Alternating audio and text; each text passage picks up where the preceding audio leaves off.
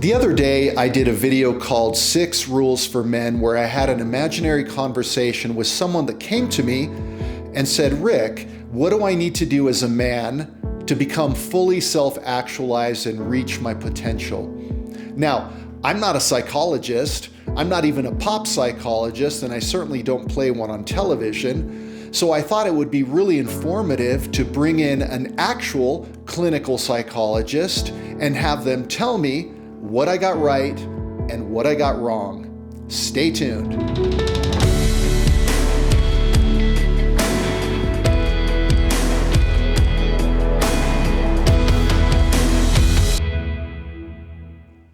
Hi, Jeff. Thank you for joining me today. Hey, Rick. Thanks for having me on. Let's introduce you. Jeff Holguin is a peer-reviewed clinical psychologist that specializes in the science of resilience and trauma. Jeff regularly works with men that do dangerous things, first responders, EMT, police, fire, and military. As such, he has a keen interest in men's issues. Jeff is also an athlete, a mountaineer, and a martial artist, and he's a former military special operations diver. Let's talk about, I did this video, 6 Rules for Men, and I'm not a psychologist, so I thought it'd be real fun to have you join me and maybe smack me around a little bit and tell me where I went off the rails, or maybe I got some things right. So let's just go down my list. So number 1 in my rule was get fit, physically fit, and get healthy.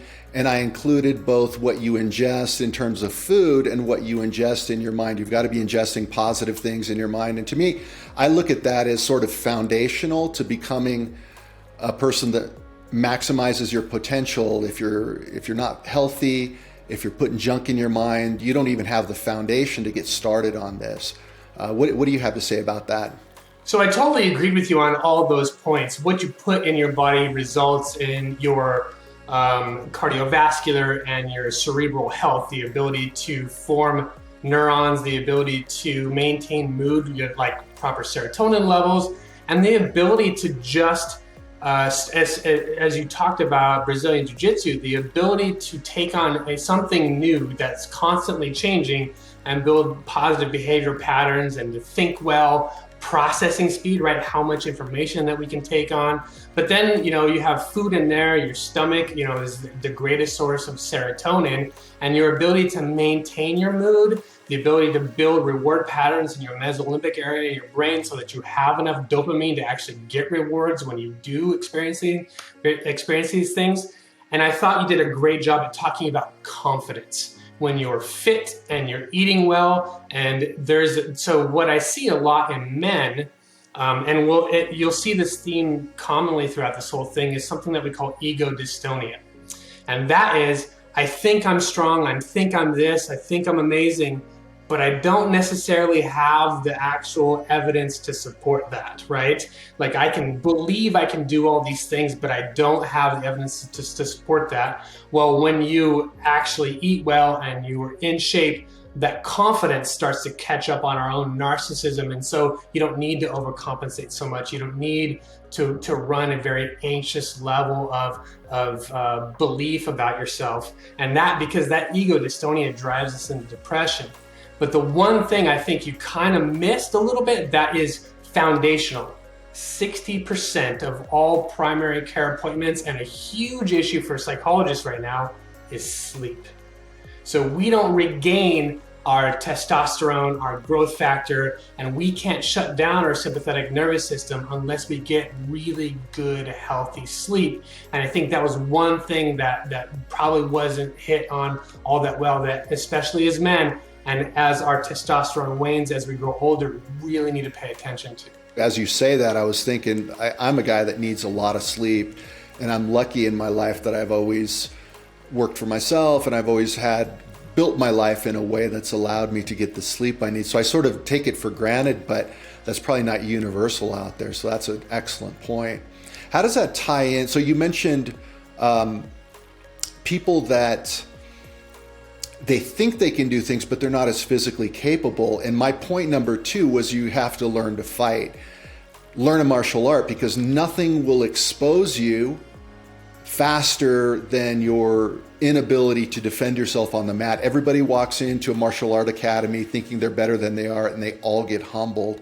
And so I think it's real foundational to me. And maybe I'm just influenced by the fact that I'm a martial artist and I've seen just such profound changes in my own life on so many different levels to this thing. And I've seen so many lives transformed that I consider learning a martial art pretty foundational as well. What do you have to say about that? I totally and completely agree. I think there are, especially in our male culture, we have sort of, and in talking with a lot of my colleagues and a lot of people I work with, firefighters, first responders, other psychologists aren't necessarily so much grounded in this area because it's rare to find a psychologist that's okay with people punching them in the face. So a lot of this has to do with, and I'll even take this from a scientific perspective. When you become a scientist, you are tested over and over and over and over again continuously by multiple people about your competency and your accuracy and what you do, what you can, if you can do what you say you can do. And learning to fight, for me, I totally agree with you across the board. I might say that some of us, and and I'm sure you've seen this, again, walk in with a very narcissistic attitude because we haven't been ego checked enough. Like we just haven't, we avoid and escape those things that might tear down our sort of the narcissistic portion of our ego. We all have it, and we all need to check those things. And BJJ is a fantastic way, or Muay Thai, and like you said, you have to spar. You have to spar. To actually see if those things that you know and those characteristics about yourself are genuine and real. And then as you've talked about it before, walking out into tournaments, then you expand your realness or legitimacy and your confidence grows. But learning to fight, I think we can add in there, learning to fight physically is super important, right? Fighting somebody that's untrained is one thing. Finding another trained person, that is something that's very different. But learning to fight intellectually, learning to fight emotionally. So what I know empirically speaking in clinical spaces with men is, although we do a pretty good job at being physiologically resilient, we can handle a fair amount of pain and discomfort. What we don't handle too well, Rick, is emotional pain. We typically push it off or we deal with it with anger. And I think Brazilian Jiu-Jitsu and a lot of these types of martial arts force you to be emotionally resilient, meaning that, like, Rick, if I show up and because I'm so new to BJJ and other things, if we roll and you tap me 10 out of 10 times, I need to be emotionally resilient enough to accept that outcome, really reframe it cognitively as, oh, Rick just showed me 10 ways to not do something. But when you start to get wrapped up and you start to feel your inability to move, then you emotionally struggle, right? That's that emotional panic. And in life, Rick, men aren't really taught all that well how to deal with that, what we call distress tolerance. And I think the way you talk about it, and I think there's a couple of YouTubers like Chewy from Jiu-Jitsu, a lot of guys are digging into that deeper than just one layer and going, hang on, there's a little bit of emotional resilience here too that can expand above and beyond, which is why I think learning to fight emotionally, intellectually, and physically are all important. Rule number 3 was become interesting. Now, nobody goes to the psychologist and says, Doc, I'm not very interesting, help me out. To me, I was talking a little bit about meeting our potential, realizing our potential as men, not just fixing ourselves, but actually transcending those things and maximizing our potential. Now, you're someone with a really interesting resume. You're a guy that's done a million things in life, and sounds like you're one of these quest seekers that has a lot of varied interests, and you go deep in a lot of stuff. So certainly you have worked on making yourself interesting, but what do you have to say about that particular rule? One of the points that you did make was be interested, right? Be interested in things. And you talked about relationships, be interested in your partner or whoever you're courting. Super important to have that emotional reciprocity, because why am I going to engage in any sort of relationship if you're not actually interested in me? It's not a very healthy, it's a one-sided relationship. But as you become interested in things, One of those aspects of men and masculinity are, feats of strength and courage. We need to show people, and we need to see in ourselves, again, that narcissism versus confidence, that we can step out and try new things. Like, again, managing risk, right? Not throwing away and being reckless, but managing risk, meaning that I'm going to go ahead and step into this BJJ gym knowing that I will probably get smashed over and over and over again, which takes a ton of courage and a lot. I mean, Rick, you got to step up to a smorgasbord of humility, right? Humble pie lined up left and right for quite some time, but you're not interesting to really anybody unless you've actually gone through and tried all these things that you're going to be poor at. But occasionally you step into things that everything just starts to click, and then you start to emotionally get involved in that, and then you become curious, right? Then you try harder, and then once you stop trying so hard, then you start to get creative and build new things. And so you're integrating information into knowledge into wisdom into expertise, and people like to hear typically about expertise and dig a few layers deep. And so I totally agree with you. How you get interesting is you get interested. I totally agree. I loved it. Point 4, now we're getting into a little deeper stuff, which is learning to tell the truth about yourself. And I assume as a psychologist, sometimes getting people to recognize truth, because that's where the rubber meets the road. As they say in Alcoholics Anonymous, even accepting that you are an alcoholic is really the first step in recovery. So tell me about truth from your perspective. So this is probably one of the more difficult things I find in clinical work with men. We have so many, and I know, and because we're just talking about men here, I just want to focus on men. We have a lot of sociocultural expectations placed on us, sort of stoicism and the ability, crying isn't acceptable, but anger is, and all these other sociocultural expectations on us. And so seeking truth, we have a tendency to put up a ton of defenses around us being honest about what we're actually capable of, what we're actually competent in. And I talked a little bit about distress tolerance, that emotional resilience in self-reflection and accountability. And so that is typically, besides sleep, one of the more deeper processes I work with men in recovering and defeating the ego dystonia, I think I should be here as a man, but I'm actually here, and what does that actually look like? And so those processes, I do think, in the company of men, in the company of other men who are invested in this sort of masculine culture of martial culture, it is a natural thing that we seek truth. Now, when we go roll, right, Rick, or we go into the ring and it's MMA or Muay Thai, seeking truth is a very obvious thing.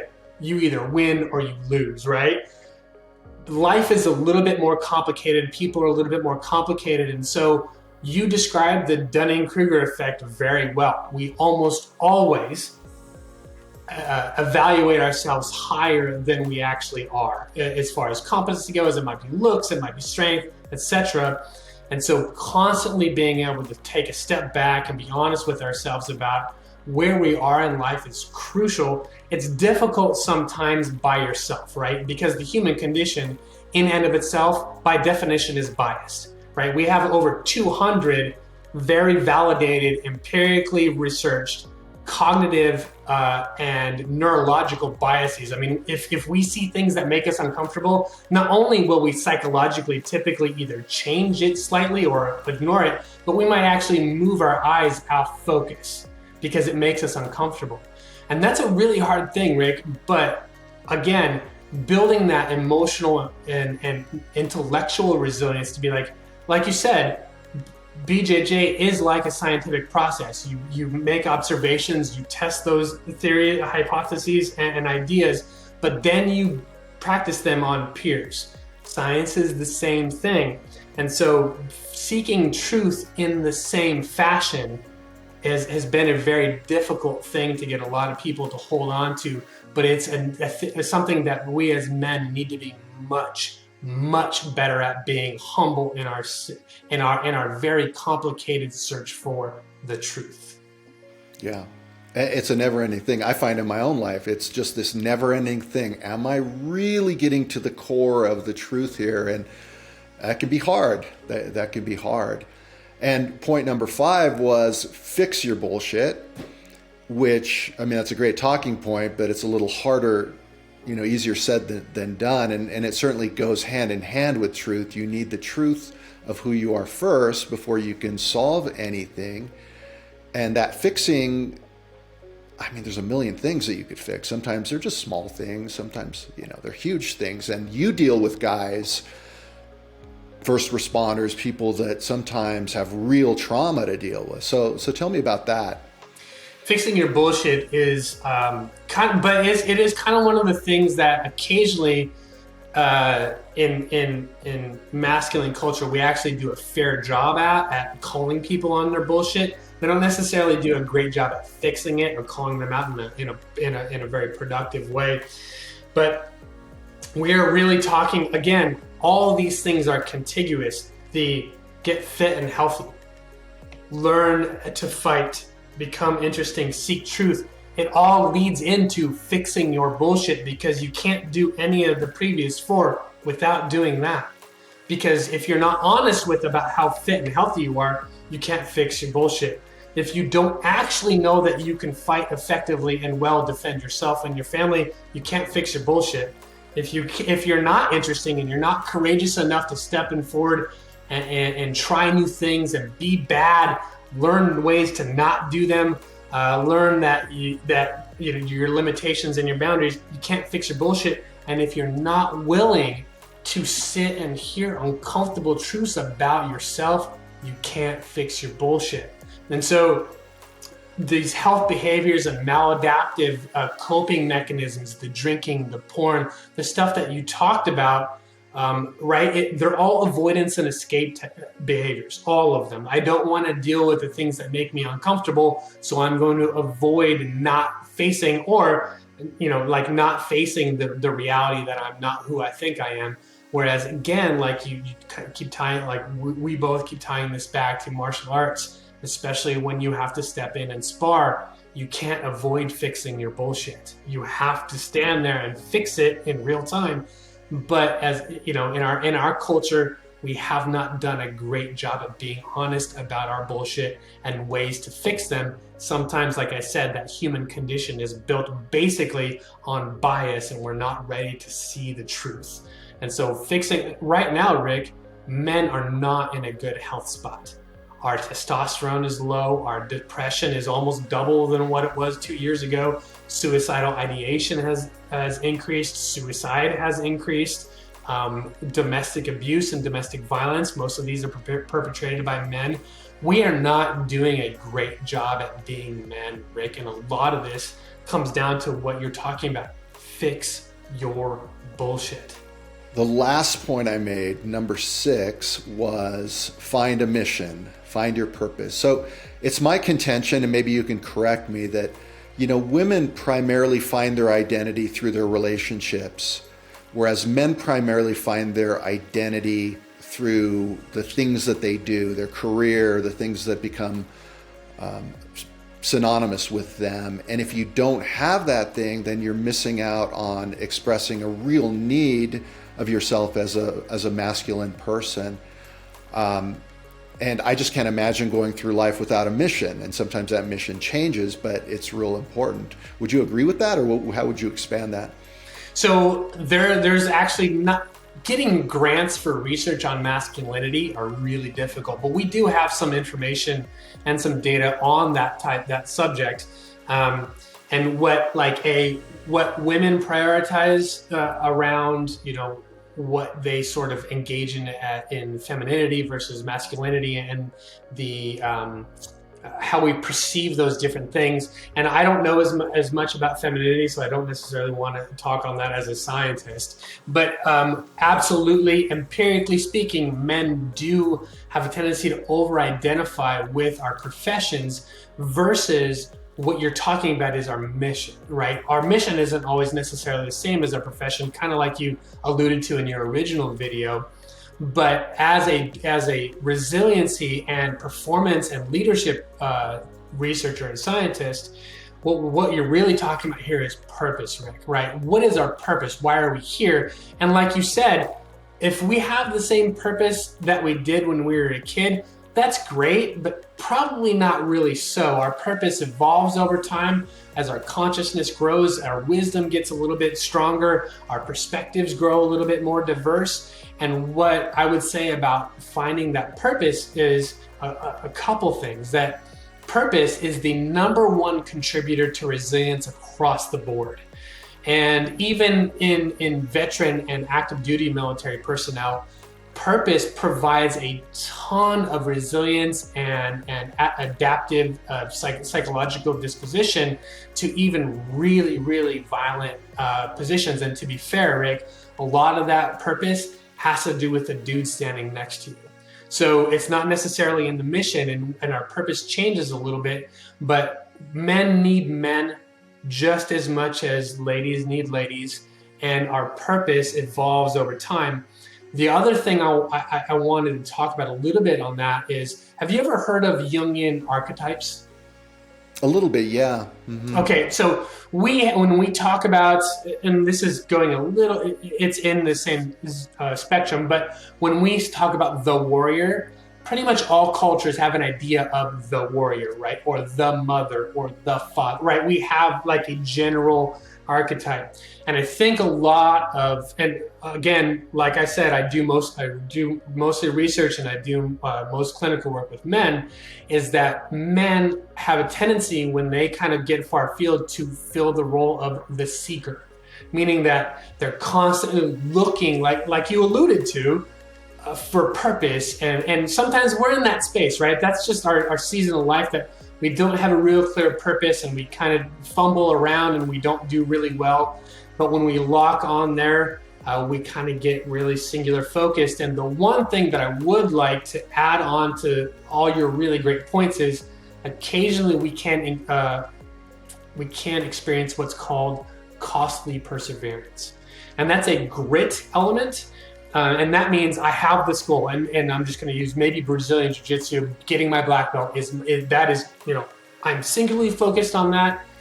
But in order to do that, I might have to sacrifice my job, my relationship with my loved ones. I won't see my kids as much. Is that sacrifice worth the grit and perseverance of that goal? And that's just one of those continuous self-reflections, like, am I doing this right? Are my goals, am I looking at the whole picture versus just being a little bit too hyper-focused on what I'm doing?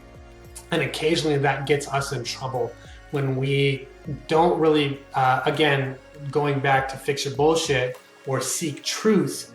Where is the truth in that purpose? Why is that your goal?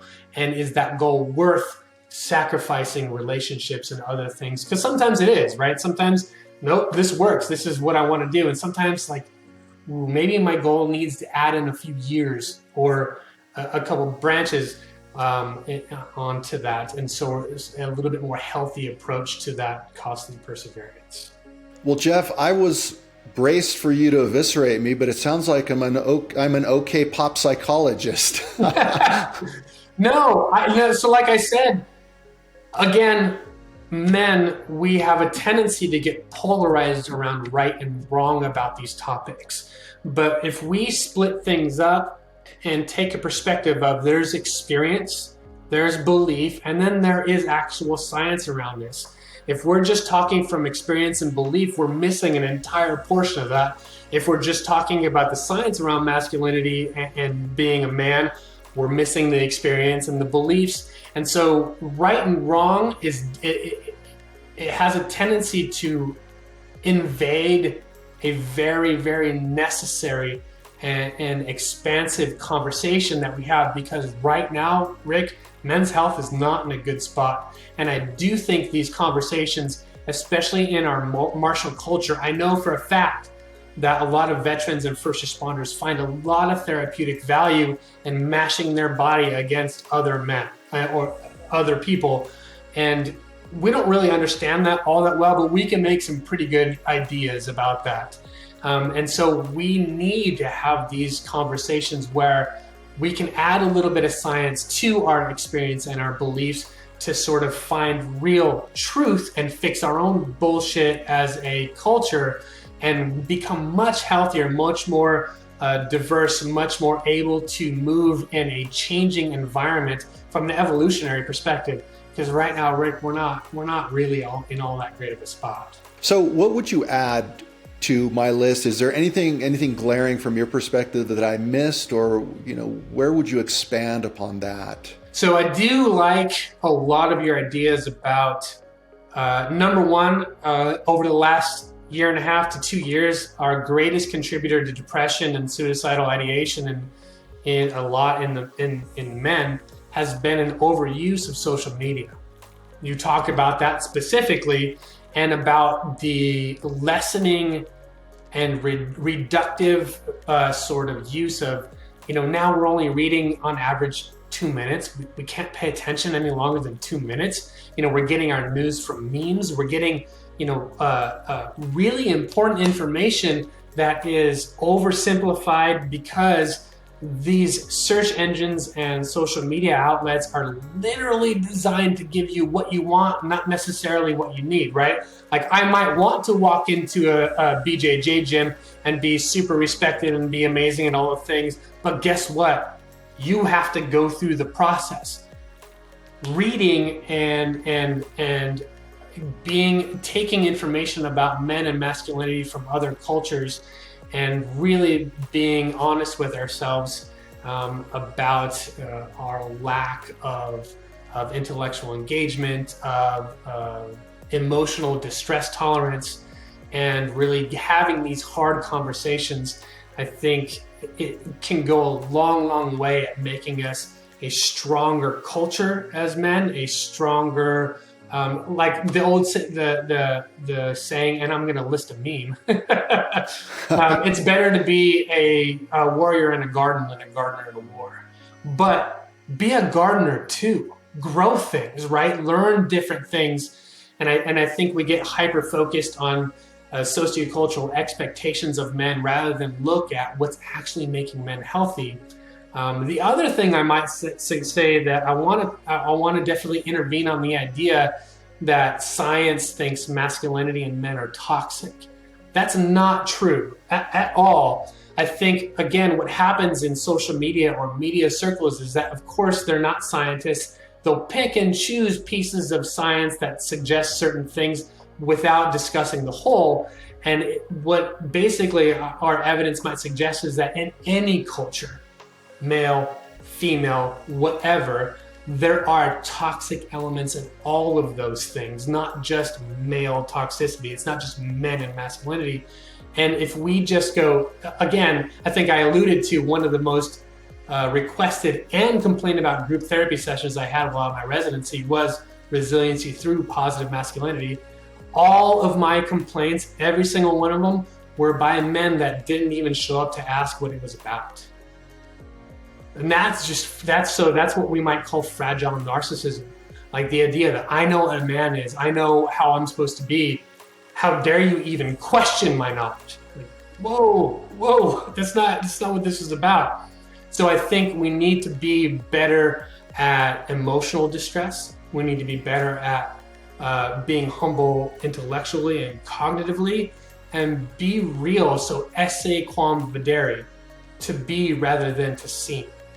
Step up and be tested physically, emotionally, cognitively, interpersonally. Do you have strong relationships that you can turn to?